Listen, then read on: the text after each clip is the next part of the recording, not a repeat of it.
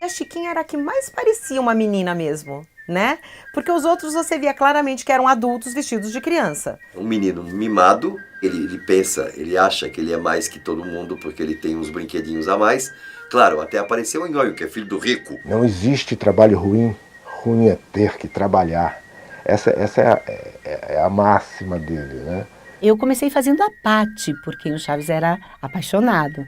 Só depois eu passei a fazer a Chiquinha. Quem fez a Patty foi a Leda Figueiró. Quem fazia a Chiquinha era a Sandra Mara. E foi engraçado que quando me chamaram, eu nunca imaginei que eu fosse fazer o Chaves. Eu não preciso nem forçar a garganta para fazer Nhonho, por exemplo, que é olha ele, olha ele.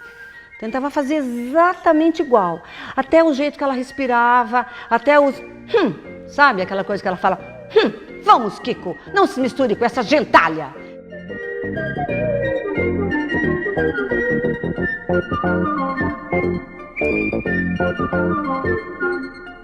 Vozes da Vila. E que tal se a gente brincasse, Chaves? Olha ele, olha ele, olha ele, hein? Ai, cale-se, cale-se, cale-se, você me deixa louco! Tinha que ser o Chaves mesmo! Vamos, Kiko, não se misture com essa gentalha. Isso. Sim, pois é. Quando o Chaves pintou, era mais um trabalho, era mais uma dublagem. Quer dizer, a gente não estava preocupado se aquilo ia fazer sucesso, se não ia. Aliás, a gente achava que não. Em fazendo o primeiro piloto, eu mandei para o Silvio avaliar. Ele enviou alguns outros diretores da empresa que detestaram o produto. E quando a gente foi ver esse programa de um monte de adultos fazendo papel de criança, num cenário tosco, então a gente estranhou bastante. Falou, poxa, mas que série é essa? Nossa, mas adulto fazendo criança, isso é tão batido. Puxa vida, sabe? Mas no mesmo instante você falava, opa, não, mas é legal. Então a gente começou a rir. Ninguém tinha ideia, ninguém. Por isso acho que a gente se divertia tanto para fazer também, né? Porque a gente não tinha compromisso, né? Então largava a imaginação lá e deixava ela rolar. A gente foi descobrindo as sutilezas, as mensagens, a gente viu como era inteligente a série. É claro que a primeira impressão foi péssima. Som estereofônico já na TV. A gente estava, para nós, na década de 80, era a nova TV do Brasil, era o máximo, uau! E aí aparece um programa com todas as características da TV Tupi na década de 50. 30 anos atrás, 30 anos antes. Que é isso? Um retrocesso. Por que comprou uma coisa dessa? Foi contra tudo e contra todos que a gente lançou o Chaves. Kiko, vamos jogar futebol? Aí a gente fazia muitos gols e... Do que você tá brincando? Olha, Chaves, eu tô com cada carrinho em sua estrada. Oba! Não, Chaves, porque você é muito porquinho e vai sujar minha roupinha novinha que acabou de chegar da barbearia. Da barbearia? Por acaso não seria da tinturaria, seu Não, tonto? tonto, é da barbearia porque é Casimira Penteada. Eu ganhei da minha mamãe e custou um olho da cara. Ela ficou cega? É que custou muito dinheiro, tonto. A dublagem mudou bastante daquela época para cá. Antigamente a gente dublava na própria película, numa fita magnética, e era todo mundo junto no estúdio, então era outro sistema. Para vocês terem uma ideia, isso que a gente vê aqui em termos de acústica é o melhor dos mundos, né? Porque na época nós usávamos bandeja de ovo para poder manter um som razoavelmente agradável e compatível com a qualidade mínima que a televisão brasileira exigia por culpa da Globo. A Globo já tinha um padrão de qualidade excepcional, então qualquer coisa que a gente fizesse que ferisse isso ia comprometer o nosso trabalho. Na época, o Silvio Santos, ele tinha um objetivo, era passar novelas mexicanas, e ele foi o precursor, e ele foi um pioneiro, inclusive da dublagem em videotape, né, que não tinha ainda a dublagem em videotape, a maior parte ainda se fazia naquele sistema antigo, película, 16mm e etc e tal, banda internacional separada, e ele, a gente começou a dublar em cima da imagem, do magnético, né, da imagem, e o que acontecia? Apagava todos os passos, apagava todos os ruídos que depois tinham que ser recriados na sala de sonoplastia. Que existe, às vezes na hora, assim, uma coisa, ou uma ordem, não falem Acapulco, falem Guarujá, mas como não vamos falar Acapulco se é em Acapulco? Como é que nós vamos poder mudar tanto isso? Claro que você não pode mudar a história toda. Olha, desse lado fica a estrada pro Guarujá. E desse lado fica a estrada para Pirituba. E desse lado... Sim, eu entendi, mas você tirou a terra dos vasos, filho. Ah, mamãe, depois eu ponho de volta. A dublagem é uma cocriação. Não é apenas uma tradução, um processo de tradução, né? A versão brasileira é uma versão. Chave, chavinho, a gente foi criando alguns bordões, né? E daí nasceu gentalha, nasceu um monte de coisa, tudo em função da necessidade de adaptação de Chaves. Digo, ¿sabe qué? Vámonos, Kiko. No te juntes con esta chusma. Sí, mami. Chusma, chusma. Digo, eu acho... Vamos, tesouro. Não se misture com essa gentalha. Sim, mamãe. Gentalha, gentalha.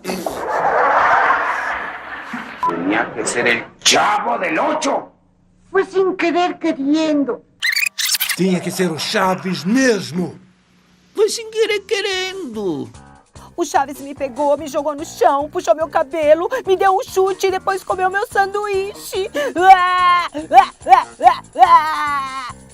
Eu sinto muita fome. Kiko, tesouro.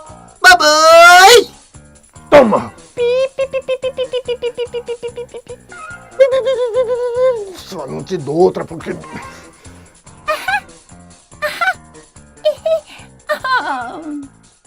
Na época, a dublagem não era muito divulgada. Eu mesmo era ator e não sabia do que se tratava. Falei, como assim dublagem? E a gente não queria muito falar que dublava, porque dublagem era meio que cemitério de ator, sabe? Quem não estava conseguindo trabalhar lá fora estava aqui dentro dublando. Hoje em dia não, hoje em dia todo mundo quer fazer dublagem. A dublagem absorve muito tempo da gente. Você trabalha muito e aí não te sobra muito tempo, por exemplo, para ensaio, para teatro. Então a vida foi levando a isso, né? A tornar a dublagem a atividade principal. Mas hoje, realmente ela é. A direção de dublagem é a atividade principal para mim. Com a entrada da TV a cabo, nossa, a gente não tem tempo para mais nada. Hoje em dia eu devo dizer que eu faço mais dublagem, mas nem é muito por escolha.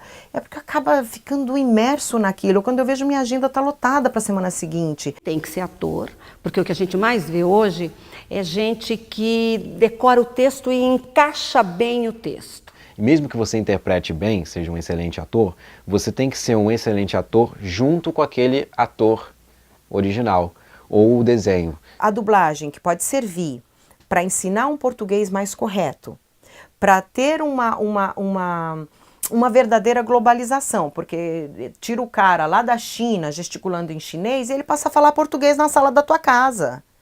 É um trabalho de inclusão, sem contar que é uma questão também de valorização da nossa língua, do nosso idioma e da nossa cultura.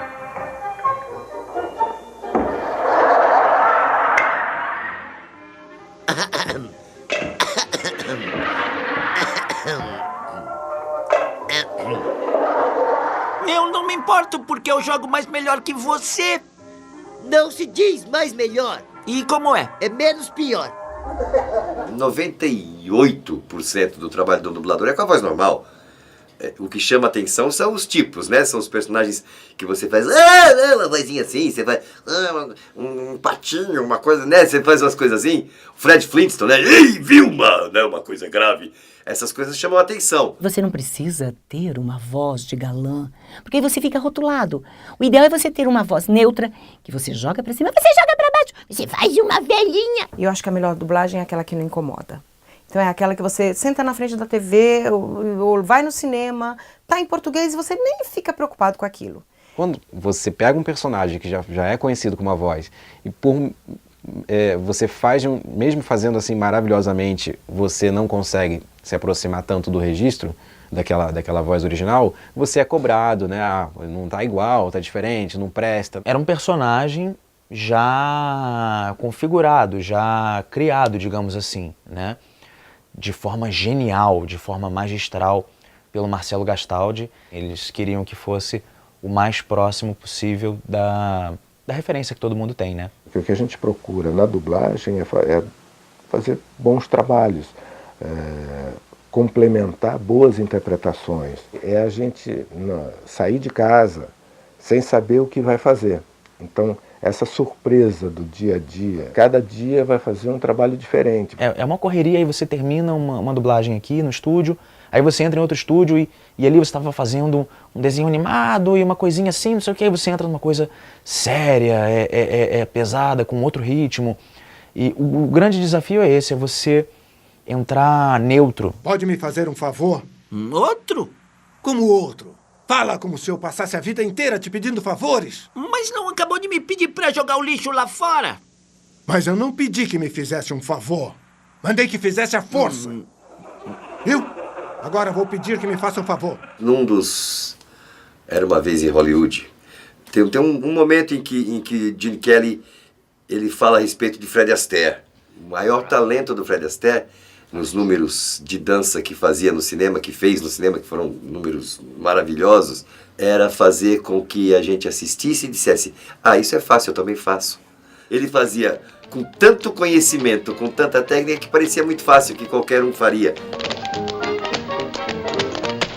É meio que acontece com a dublagem. A dublagem, essa história de qualquer um faz, é complicado. Muitos atores, bons atores, que não se adaptam na dublagem por causa desse monte de coisas que você tem que fazer ao mesmo tempo. Dublar é muito fácil. Você tem que olhar o texto com este olho, com este você olha a TV, neste ouvido você ouve o ator original e neste você ouve a sua voz.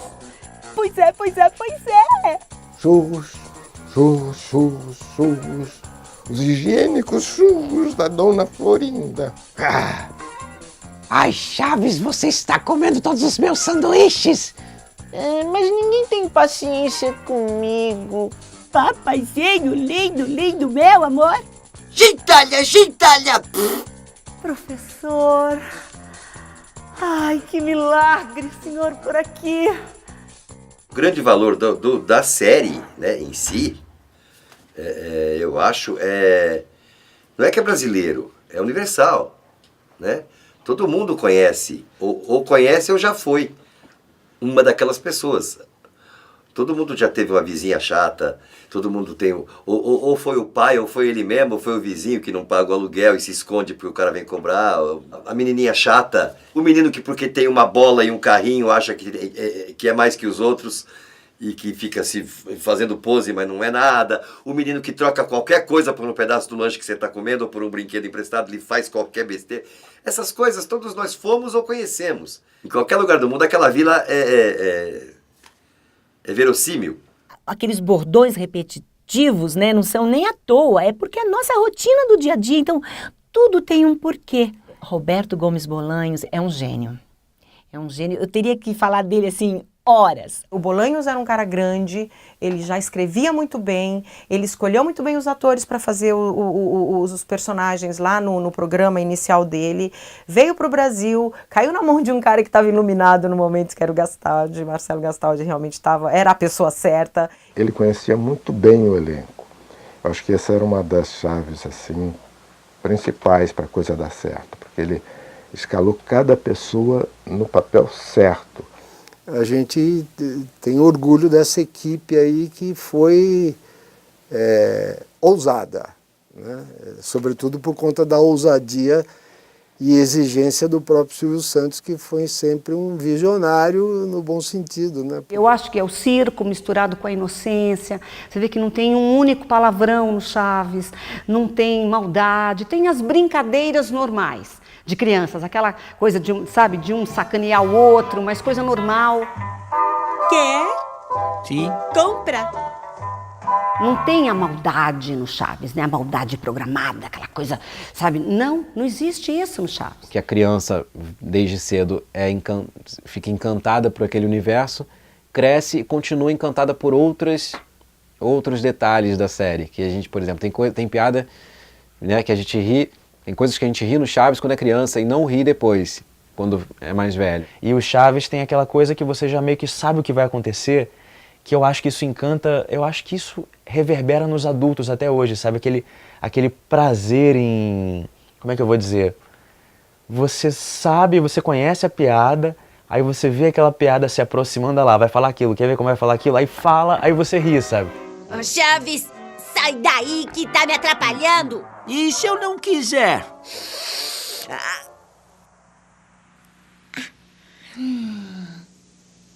Achou que eu ia chorar, mas eu não vou. Porque enquanto eu fico chorando, você fica aí tranquilo. Assim é melhor, eu não me canso tanto. Mas como... Ai. Por isso, esse sucesso que vem há décadas, porque hoje é a mesma questão do aluguel atrasado, é aquele amor platônico que ela tem por aquele Girafales maravilhoso, que ela sonha e na hora, nada. Professor Girafales. Dona Florinda. Eu quero entrar para tomar uma xícara de café. Não será muito incômodo. É claro que não. Queira entrar. Depois da senhora. O programa tem uma mistura de Jerry Lewis com Chaplin, com um outro humorista mexicano que foi muito famoso no mundo inteiro, que é o Cantinflas. Claro que tinha que ficar bom. Essa idolatria, porque essa coisa que acontece com Chaves, Cavaleiros do Zodíaco, né? Eu só vi na minha vida inteira com futebol. Elas não são mais séries, elas não têm mais fãs, elas viraram religião. A vingança nunca é plena. Mata a alma e a envenena. Ah, Kiko, conta tudo pra sua mãe. Espera até eu receber minha bola quadrada. E a gente fosse por aqui e depois fosse pelo lado de lá. Isso, vamos! Ai, eu venho lá de Tangamandápio. Kiko! Chaves, você me bateu? E eu vou contar tudo pro meu papaizinho! O Chaves é muito importante na minha vida, mas ele não me definiu como profissional, ele não me define como profissional. Eu trabalho todos os dias, eu tenho um carinho especial pelo Chaves por conta das amizades que eu fiz com o Chaves.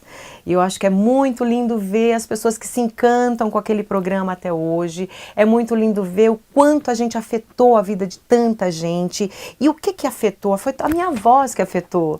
Então eu fico muito emocionada com tudo isso. Mas o Chaves, assim, ele não define. É um programa que a gente não sabia que ia ser importante e acabou sendo. Eu cresci vendo o programa, então tudo aquilo que é da sua infância te marca demais, né? Principalmente os programas da infância, que a gente tem aquela vontade de entrar na vila, de brincar com os personagens. Então isso tudo, essa memória a gente carrega da infância. Quando eu me deparei com o trabalho, com a chance de fazer o trabalho, já, né, podendo fazer profissionalmente como ator, aí foi a maior felicidade, assim, da minha vida. O que mais marcou na minha vida, embora todas as peças, todas as novelas, tudo acabou sendo Chaves, acabou sendo a Florinda, por incrível que pareça.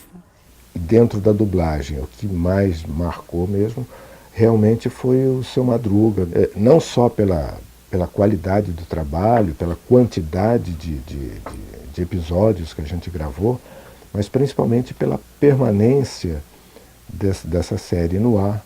Eu tive um envolvimento muito grande com o Chaves, que eu não fui só um dublador, né? Eu dublei o Kiko que é um personagem que é muito marcante, se bem que o Chaves não tem um personagem marcante, né? Qualquer personagem daqueles é uma figura extremamente marcante.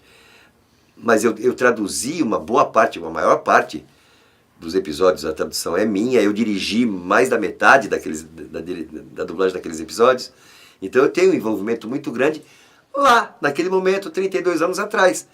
Depois daquilo, tudo eu me envolvo muito, então eu tive envolvimento grande com um monte de outras coisas depois. Elas só não viraram religião, mas para mim tem o mesmo peso, né? O envolvimento foi o mesmo. Você tem interação com os fãs, o reconhecimento, essa alegria, né, de poder participar de um projeto tão grande que quando chegou, nós não fazíamos ideia que seria esse sucesso.